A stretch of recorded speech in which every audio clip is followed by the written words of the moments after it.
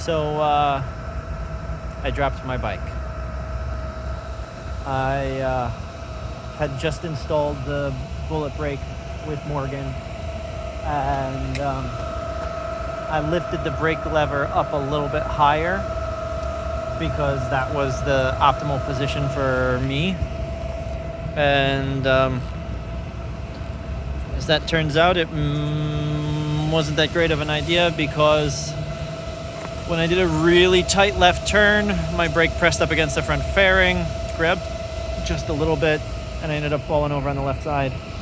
See, got a little scratch on the mirror, little scratch on the bar end here.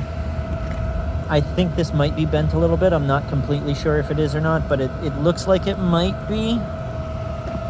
I don't know. Some little scuffs here. Some of these are just on the stickers, like here, but some of them are actually on the bodywork.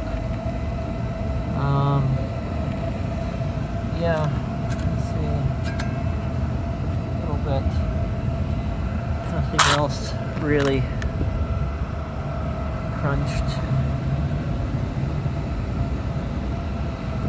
But yeah, blinker is unscathed.